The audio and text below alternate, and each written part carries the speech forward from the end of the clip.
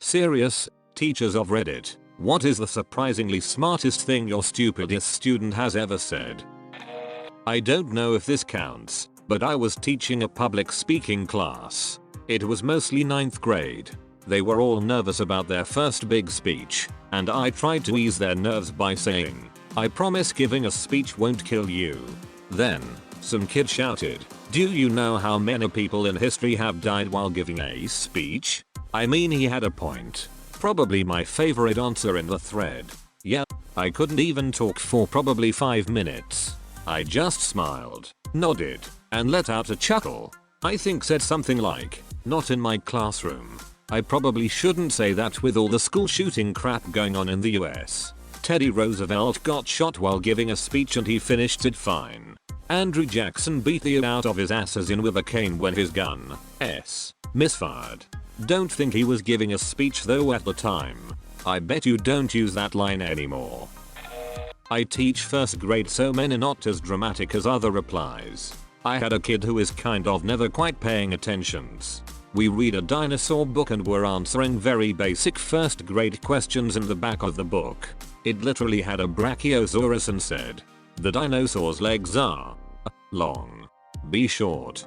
He pretty much got stuck here and didn't move on. To me, it was the easiest question in the book, but some of the students are low-level English learners, so it is possible he just couldn't understand the words long or short. After like 7 minutes of doing my rounds and assisting other students, I came back to him. He had written in, "See, long and short are both opinion words. I'm a lawyer, and so is this kid. Makes sense to me. Long or short compared to what? Like, let's say you've got a guy with 2-foot-long legs. Those are some pretty short legs. But let's say the same guy is only 3 feet tall. Those legs suddenly seem pretty darn long. Are bananas long or short? I was gonna think about it, but I just choose to not go down this rabbit hole."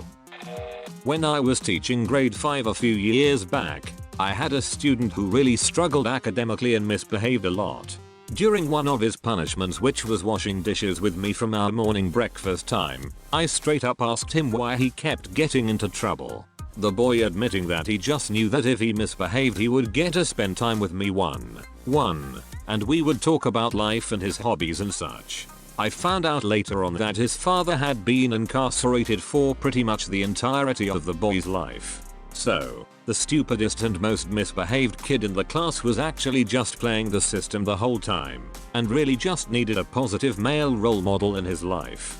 After that, I told him he didn't need to act up in order to spend time with me. He could just ask for extra responsibility and I would give it to him. He was mostly better behaved after that. I miss him a lot. Thank you for being that guy. I grew up with a rotating door of abusive male role models, and the teachers who found that responsibility in their laps are the only reason I made it. I made sure to tell them that. I hope your kid does the same someday. That shows a lot of emotional maturity from that student too. I have a 4th grader who's pretty good about applying some self-reflection on her own emotional state to understand her own motivations, but the answer to "why did you do that?"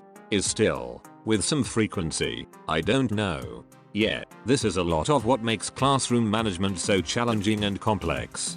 Kids always have a reason for acting up. They need attention, or they're bored, or they're frustrated, but they often don't understand what those reasons are. It's usually on the adults to discern what's going on and offer solutions. Teachers like you are the ones that make a difference. Freaking good job, mate. Keep it up. Used to teach chess to elementary level kids. Would run chess camp over the summer.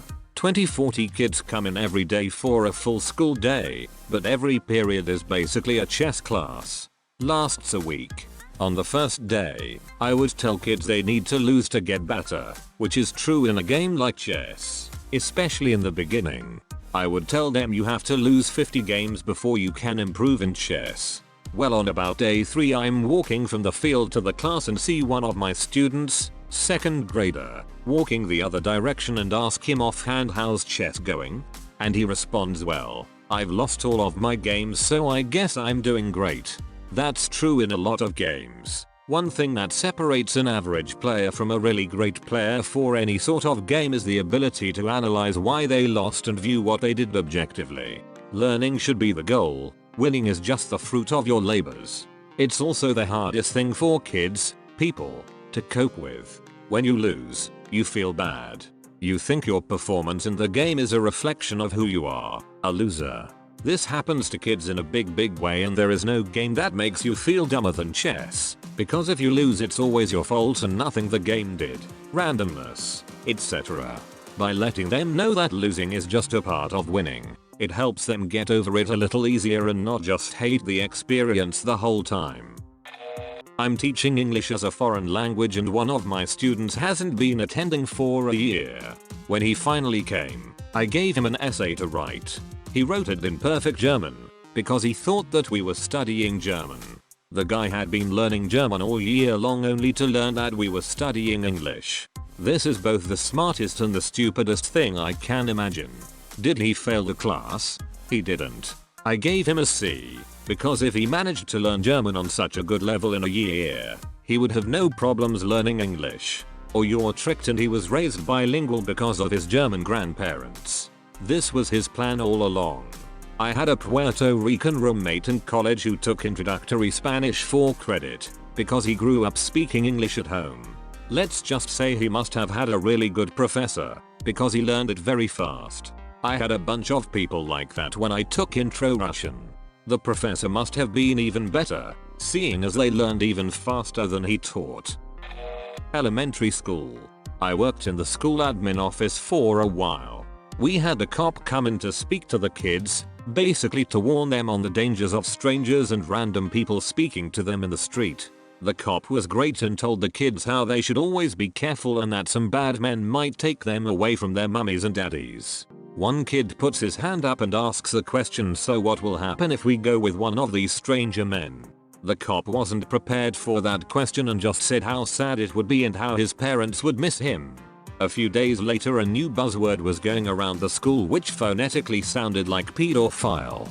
The kid had looked up online or spoke to someone and then told the other kids in schools about what pedophiles do. It scared the hell out of some of the kids and the principal had to come to each class to calm the kids down.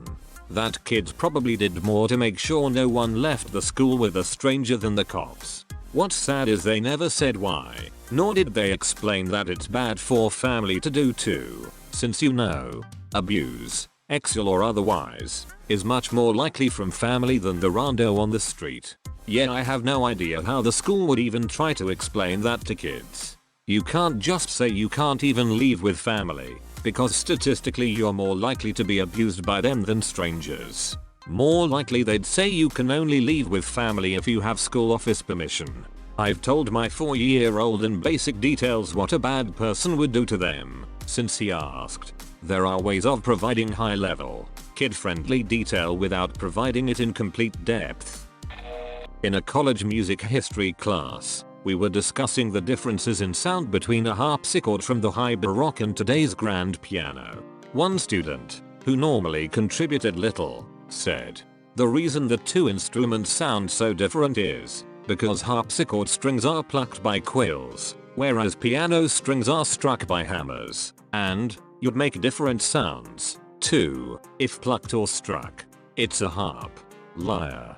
No, it really is. I had no idea harpsichord strings were plucked by quills. Yeah, they're like mechanical harps, whereas pianos are mechanical dulcimers. Well it's right there in the name. My favorite student of all time in my 9 years of teaching was a kid named Logan. Logan was this giant kid, tall as I was, 5'2", in the 5th grade, and massive. Logan also had an information processing learning disability. He processed information more slowly than most people. He spoke very slowly and deliberately with long pauses, and just saw the world differently. Logan had learned early on that if he played dumb, people would treat him like he was stupid, and do his work for him. He had this look he would put on his face, mouth agape, lower lip hanging down, legit drooling, eyes unfocused, and he would refuse to speak to you. I figured that out really quickly, and after 2 times of me making him talk to me at recess when he refused in class, He didn't pull that look with me anymore. It was a complete facade. Anyway, because of how Logan processed the world, he would spend his recess slowly walking the grounds and picking up anything interesting he found. He found things no one else would find. Coins, sequins, a box of sewing machine spools, etc. And he'd bring them to us teachers if he didn't know what they were or just wanted to share them with us. So one day at recess he comes up to me and the other teacher at recess duty with me, and he's holding a condom wrapper. He asks us what it is, and the other teacher quickly says, "Oh Logan, that's just a candy wrapper for grown-ups. Here, let me take that and throw it away." And Logan deadass looks us in the face and says, "Oh good. I thought it was a condom, and those shouldn't be out here on the playground." And then he turned and ambled off. His emotional intelligence was incredibly high. I had a student with autism in class, Tyler. Tiny little guy, super sweet, but would have occasional severe meltdowns. I will always have the image in my head of tiny little Tyler, mid-meltdown, swinging his arms at giant Logan and screaming, while Logan simply stood there and took it and gently patted him on the head. And Logan deadass looks us in the face and says, "Oh good. I thought it was a condom, and those shouldn't be out here on the playground." My sides. Classic Logan. So much better than Kevin. The legend of Kevin and his entire family, stumbling through the ages and not dying somehow. Kevin ate an entire 24 pack of crayons, puked, and then did it again the next day. This is 9th grade. I have no idea where he got crayons. Read it. Loved it.